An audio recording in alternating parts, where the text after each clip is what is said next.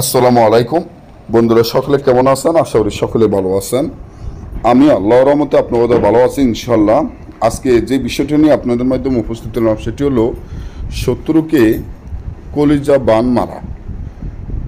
শত্রুকে কলিজা বান মারা, যেটা শয়তান ফিতনি চালান বলা হয়। শয়তান ফিতনি চালান, যেটার মাধ্যমে শত্রুকে কলিজা বান মারা, যে কবজটি আমাদের স্ক্রিনে দেখে আপনারা বুঝতে পারতেছেন আসলে যেটা কতটা শক্তিশালী পাওয়ারফুল, যেটা আমি আপনাদেরকে বুঝাইতে পারবো না। আপনার যে শত্রু আপনার ক্ষতি করে, যে শত্রুর জন্য আপনার অনেক কষ্ট হয়, চলাফেরা সব কিছুর দিক দিয়ে ক্ষতি হয়, ওই শত্রুকে উচিত শিক্ষা দেওয়ার জন্য, কলিজা বান মারার জন্য আজকে আমি আপনাদের মাধ্যমে যে কবজটি নিয়ে আসলাম।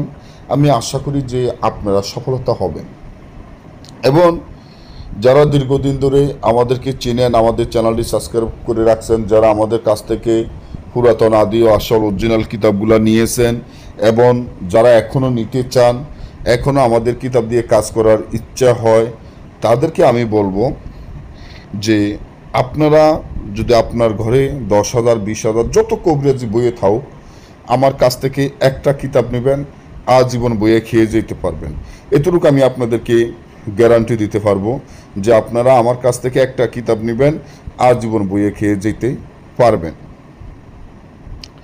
তাহলে আপনারা যারা আমাদের এই তাবিজটা ব্যবহার করবেন, শত্রুর জ্বালা বাঁচতে পারতেছেন না, শত্রু আপনাদের এত বেড়ে গেছে, শত্রু নাই এখনকার দিনে এমন কোনো লোক বলতে পারবো না যে তার কোনো শত্রু নেই।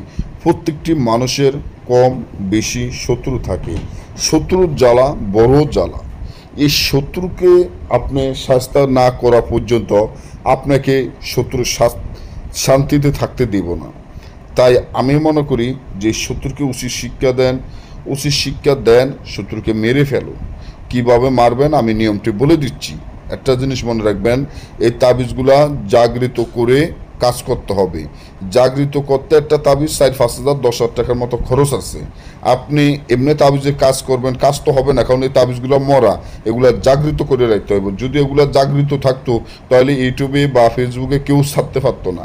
তো এগুলার জাগৃত করতে হবে মন্ত্র দ্বারা, এবং এগুলা জাগৃত করতে যে দ্রব্যগুলো লাগে, ওই দ্রব্যগুলো আপনার 5-10,000 টাকা খরচ আছে। তো আপনারা এই তাবিজটির যে দ্রব্যগুলো লাগবে, দ্রব্যগুলোর মাধ্যমে তাবিজটি জাগৃত করতে হবে। তাবিজটি জাগৃত করার পরে এই তাবিজখানা কি করবেন, শত্রুর নাম, শত্রুর পিতা মাতার নাম, শত্রুর একখানা ছবি ফাঁসা লিখবেন, আর একখানা ছবি ওই যে আমার ফাঁসাটা দেখেন একটা শয়তানের ছবি লিখে দিবেন। দেওয়ার পরে এই কাফানের কাপড় উপরে লিখতে হবে, কিন্তু লেখে এটারে আপনারা কি করবেন, উলঙ্গ অবস্থান রাত 12টায় চিতায় বা কবরস্থানে দাফন করে দিবেন। তারপর দেখবেন শত্রুর কলিজা বান পরে মারা যাবে। তবে আমাদের অনুমতি নিয়ে কাজটি করবেন। আপনাদের যে কোনো কাজের, যে কোনো পরামর্শ, যে কোনো সমস্যার জন্য আমাদের স্ক্রিনে দেওয়া নম্বরে যোগাযোগ করবেন। সবাই ভালো থাকবেন। আজকে এই পর্যন্তই। আল্লাহ হাফিজ।